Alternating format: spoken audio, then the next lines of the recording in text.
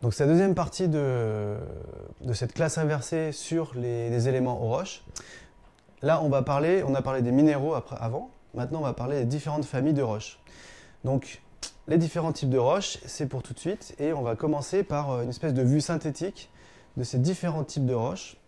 Différents types de roches qu'on va détailler en fait dans d'autres cours aussi. On va aller plus loin. Ici, je présente juste une vue générale qui vous permet de comprendre comment tout ça s'organise et d'avoir une vision un peu globale. Et puis, on va ensuite rentrer un peu plus en détail sur les différents types de roches. Donc, dans les grands types de roches, vous avez ce qu'on appelle les roches ignées ou les roches magmatiques, donc qui sont formées à partir de la cristallisation d'un magma. Ça, c'est la définition des roches magmatiques. Vous avez aussi ensuite les roches sédimentaires. Donc, c'est des roches qui sont formées par le dépôt de ce qu'on appelle des sédiments. Donc, on verra ce que c'est que les sédiments dans un cours dédié à ça, parce qu'en fait, les sédiments, ils nous renseignent sur le climat. Et donc, c'est des enregistreurs du climat du passé. Lorsqu'on forme les sédiments, en général, ils sont formés par érosion des roches magmatiques ou des roches sédimentaires ou même des roches métamorphiques. Donc, c'est des petits grains et qui vont se déposer, former des roches sédimentaires. Une fois que ces sédiments sont déposés, compactés et ce qu'on a cimentés, donc ça c'est un mot très important pour les roches sédimentaires, ces sédiments qui sont cimentés. Et ensuite vous avez une autre famille de roches qu'on appelle les roches métamorphiques. Ce que vous avez de représenté en fait sur cette diapo, c'est ce qu'on appelle le cycle des roches, parce qu'en fait, lorsque vous pouvez partir d'un type de roche, et à travers certaines transformations, vous pouvez former un autre type de roche. Donc ces transformations, c'est vraiment très important. Pour former en fait des roches métamorphiques, on va voir qu'il faut transformer la roche à travers des changements de conditions de pression et de température, voire éventuellement des fluides qui les traversent. Pour transformer une roche en une roche sédimentaire, la transformation c'est l'érosion. L'érosion, et ensuite, je vous ai parlé de cimentation. Et pour transformer une roche en une roche magmatique, qu'est-ce qu'il faut faire ? Il faut la fondre pour former un magma qui ensuite va cristalliser. D'accord ? Donc dans ce cycle, ce qui est très important, c'est les différents types de roches, mais aussi les types de transformations qui vont permettre de passer d'une roche à une autre. Donc là, je vous refais un petit dessin sur ce cycle-là, qui est détaillé avec des petites photos. Et qui vont caractériser aussi la structure particulière du type de roche. Lorsqu'on va avoir des roches magmatiques, ce qu'on va très bien identifier, c'est des minéraux agencés qui ont été en croissance les uns avec les autres. Donc ils sont tous en contact les uns avec les autres. Il n'y a pas de ciment entre eux. Lorsque vous avez en fait des roches métamorphiques, ce que vous allez voir souvent, c'est des roches avec un certain litage, et très souvent une déformation, donc une roche qui est organisée, mais un litage, mais qui va être plissé, et ça va être en général, ce litage, si on le regarde de manière fine, on va avoir des petits minéraux qui vont être vraiment, un peu comme dans la roche magmatique, si vous voulez, mais là, qui vont être déformés, lités de manière assez particulière. Si on va regarder les roches sédimentaires qu'il y a ici, la structure est souvent une structure en couches, vous savez, les strates sédimentaires, ce genre de choses. Et en fait, la microstructure, ça, on va avoir un ciment et des grains. Voilà, la roche sédimentaire, des grains et des ciments. Donc vous avez ici une autre image de ce cycle. On va détailler un peu plus en détail, dans ce cours particulier, les roches magmatiques, parce qu'en fait, les roches métamorphiques, on en reparlera dans le cours sur les chaînes de montagne. Les chaînes de montagne, les rifts et tout ça, parce qu'ils nous donnent des informations sur leur formation. Et les roches sédimentaires, comme je vous ai dit, les cours sur le climat et les roches. Donc on commence directement avec les roches magmatiques. Donc on va les classer de différentes manières. Une première chose quand on regarde des roches magmatiques, c'est de voir que la texture, ce qu'on appelle la texture, elle est différente en fonction du type de roche. Cette texture, qu'est-ce que c'est ? C'est en fait la taille des grains. Donc vous avez par exemple ici un granit. Un granit, vous voyez en fait à cette distance, à l'œil nu, différents types de grains, assez gros. On appelle ça une texture grenue, les gros cristaux.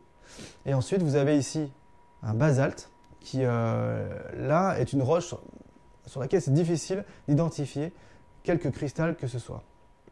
En fait, si jamais on regarde au microscope, on va voir des cristaux, mais c'est des tout petits cristaux, et on va appeler ça une texture microlithiques, c'est-à-dire des microcristaux. La taille des cristaux, pourquoi c'est intéressant, pourquoi c'est important? Ben, en fait, c'est parce que la taille des cristaux nous donne des renseignements sur la manière dont la roche est cristallisée. Donc je vous l'ai dit, les roches magmatiques, c'est des roches qui proviennent d'un magma qui a cristallisé. Donc ce qui va être important, c'est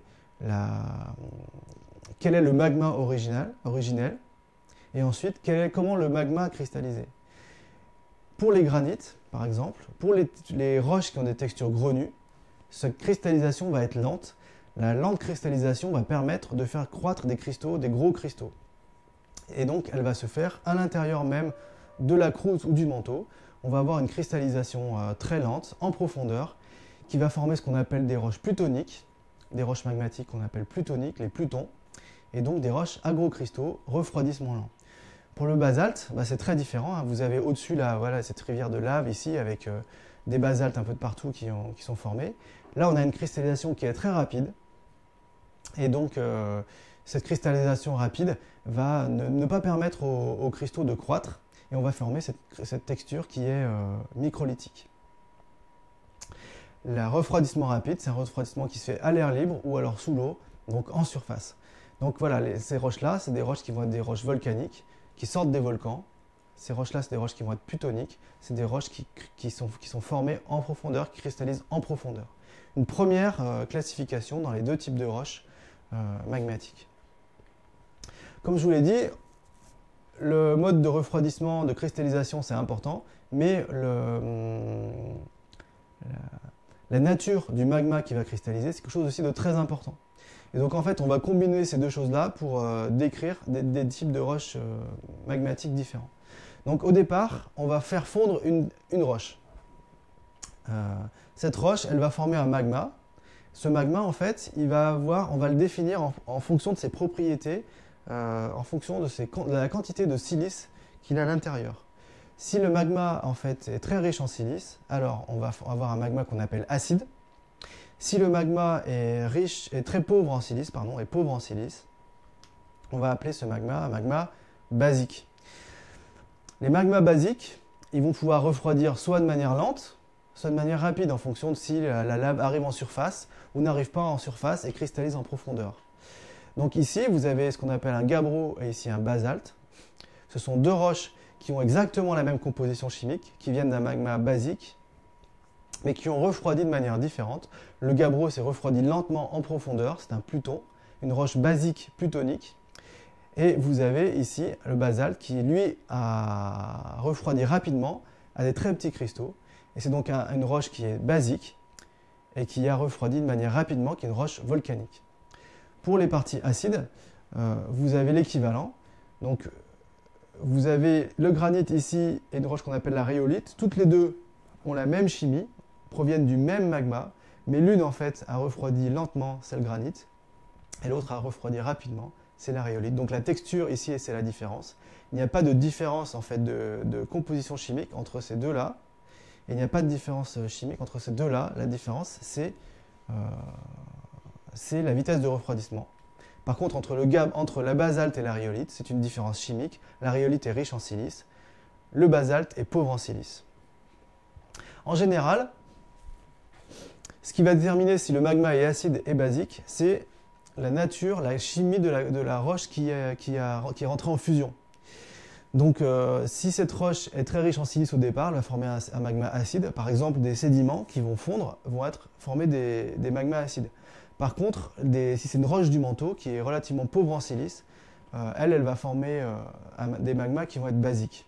D'accord ? Donc, c'est la nature de la roche qui va en général déterminer ça. Mais il y a une petite subtilité en fait. Il est possible qu'en partant d'un magma basique, on arrive à former un magma acide.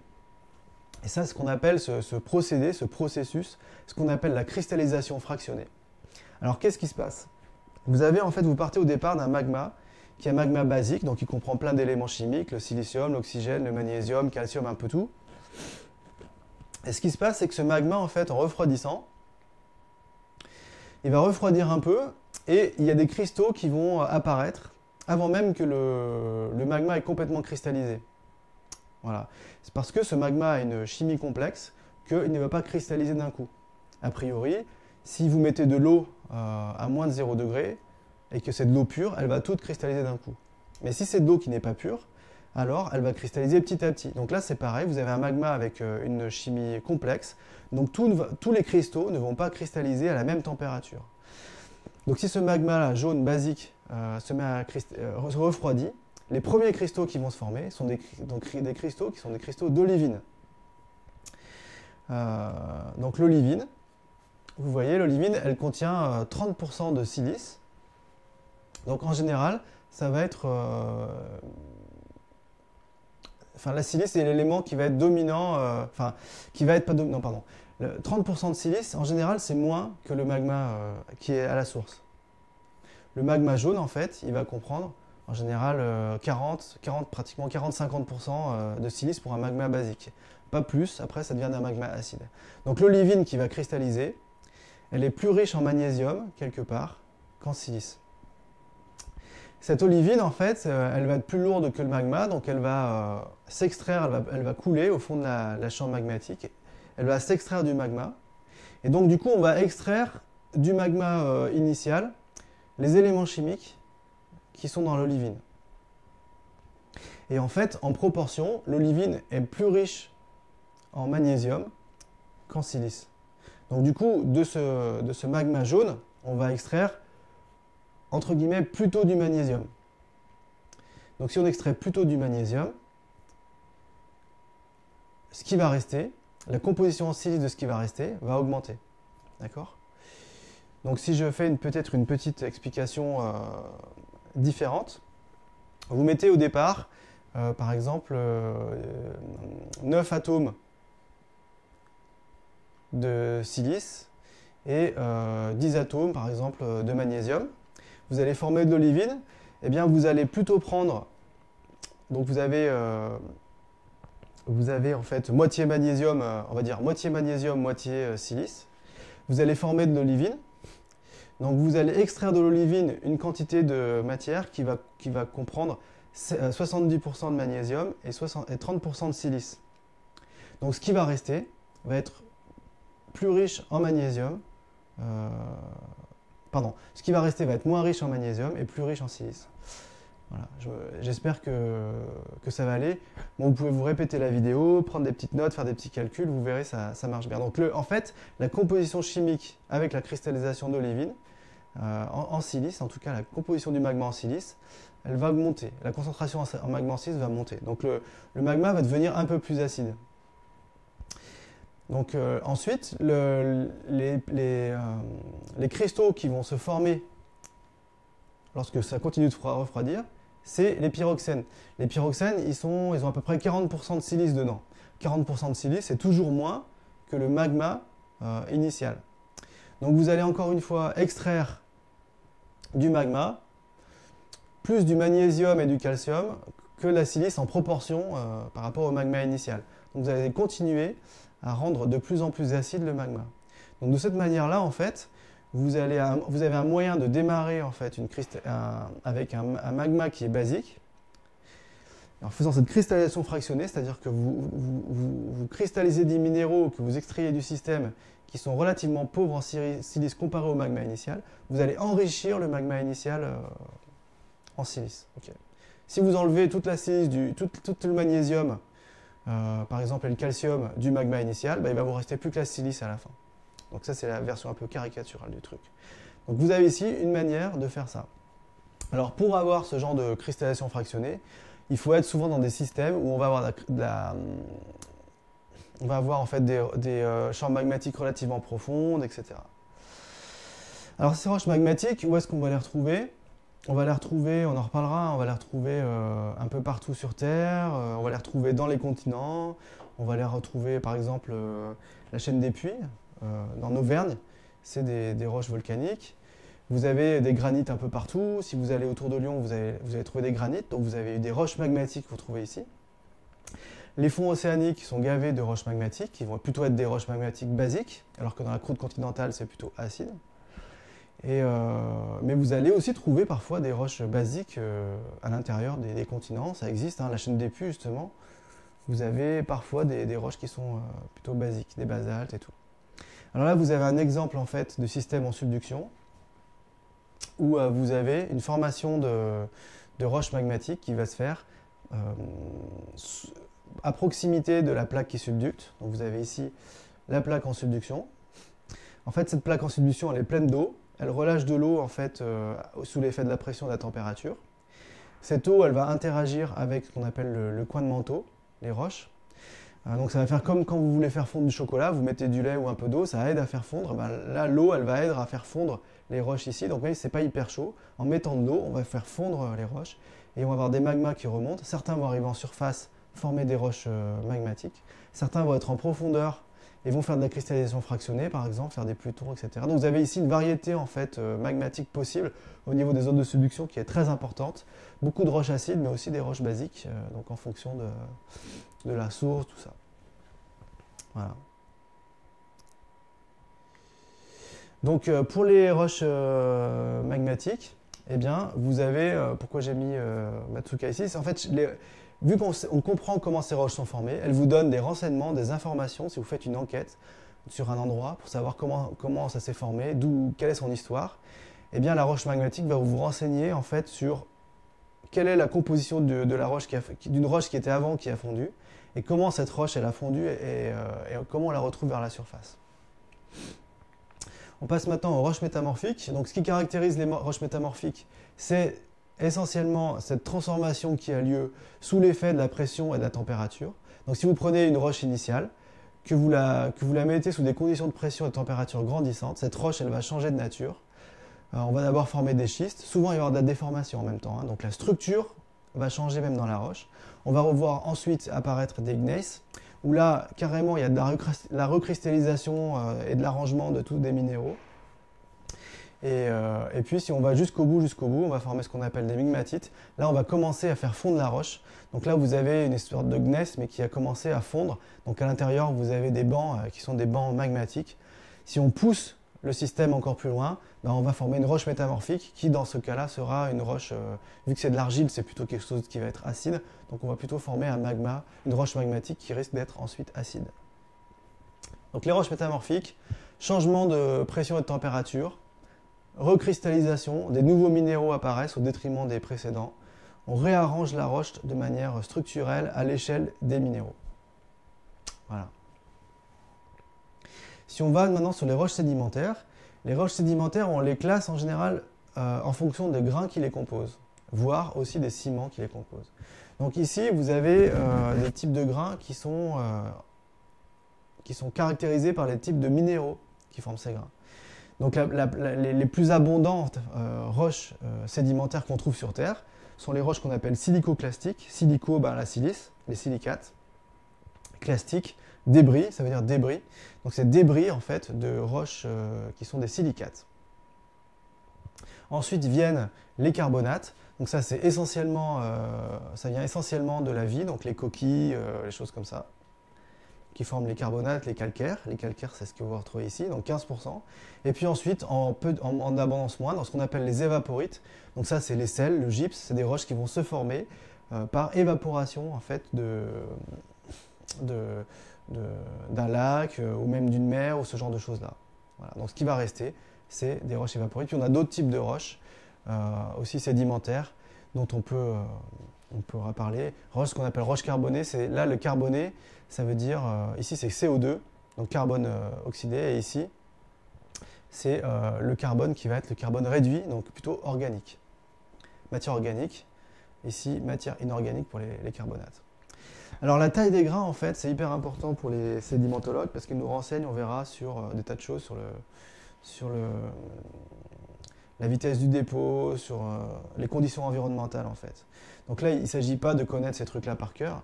Ici, je vous montre juste, en fait, qu'en fonction de la taille des grains, on a un classement, on fait une classification. Les argiles, c'est très très fin.